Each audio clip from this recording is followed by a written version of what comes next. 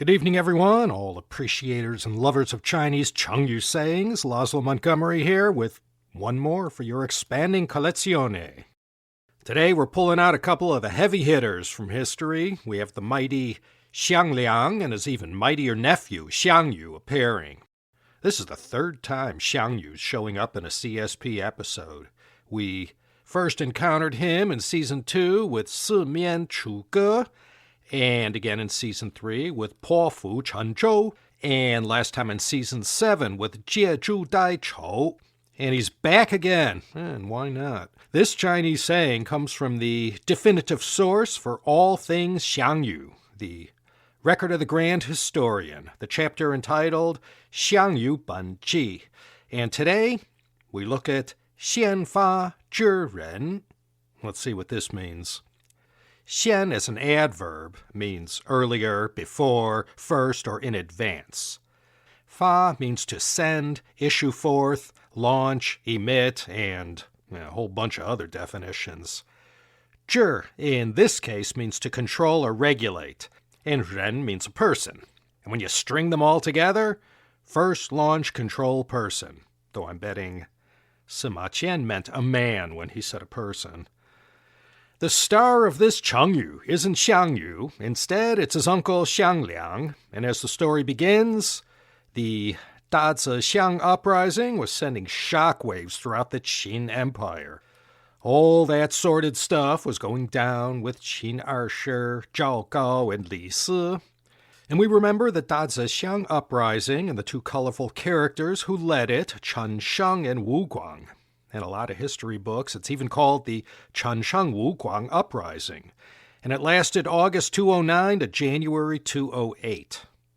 Now, some of you who really pay attention remember Chen Sheng from the Season 3 episode Hong Hu Zhi Zhi. How can a sparrow comprehend the ambition of a swan? Chen Sheng was just a commoner who was also a man of great ambition.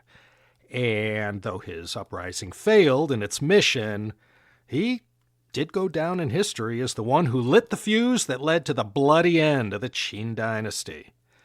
So while this whole uprising was going on, Xiang Liang, a major guy at the time because of his oversized reputation, well, he got written out of the script very early on, and had he not died so young at Dingtao in 208 BC, the successor dynasty to the Qin might very well have been the Chu dynasty instead of the Han.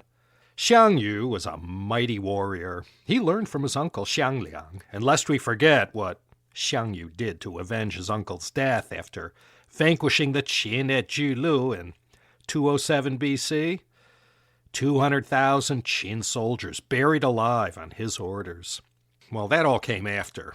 One day, the governor of the Kuai-ji commandery, a man named Yin Tong, invited Xiang Liang to call on him and to discuss the latest situation regarding the viability of the Qin and what the future portended. Kuai-ji, by the way, is the ancient name for the great city of Suzhou. So while he was sitting with Yin Tong at the Kuai-ji commandery, they began exchanging news and viewpoints, and Yin Tong revealed to Xiang Liang that he believed with so many people rising up in Jiangxi and elsewhere north of the Yangtze River, it's heaven's will that the Qin dynasty shall fall. He further said that he was going to start a rebellion himself and overthrow the Qin. And according to Sima Qian, here is where Yin Tong said to Xiang Liang, Xiān Fā Zhì Rén, the first one to send troops, will be the one to control the people. In other words, the one who takes a preemptive strike, Xiān Fā, can gain the initiative to Zhì Rén, control their opponents, and then the people. And then, in so many words, Yin Tong asked Xiang Liang, are you in or you out? So during the conversation, Xiang Liang studied Yin Tong closely, and in the short span of their discussion, he knew Yin Tong was weak, incompetent, and hardly qualified to lead a rebellion against the Qin, and there was no way he could take orders from a man like this governor. So after retiring for a moment to consider, Xiang Liang consulted with his nephew, and he told Xiang Yu, go get your sword, go in there and kill Yin Tong and decapitate him.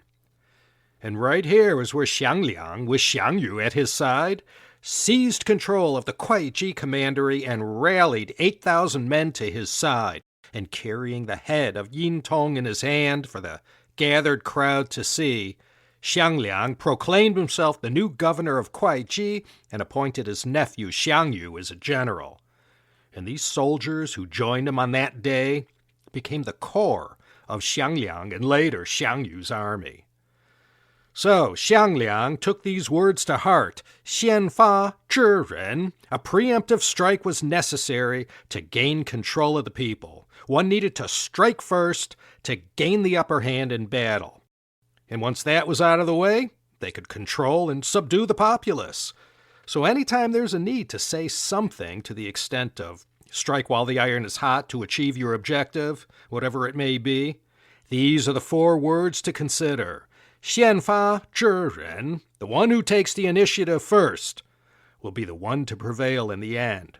Same thing in the unforgiving hand of the market. If you strike first and get your product out there before your competitors, you'll seize the day and control the market. You get the main idea. 先发制人, to launch an attack first in order to be in an advantageous position, to strike first to gain the upper hand. And that, my fine friends, is going to be that, thanks to all the staff at the Chengyu Yanjiu Zhongxin and their fearless leader Emma. They're ready to take a nice bit of time off after we bring the final curtain down on Season 9. I thank you all for listening. This is Laszlo Montgomery signing off from Los Angeles, California, and treating you to join me again next time for another exciting episode of the Chinese Sayings Podcast.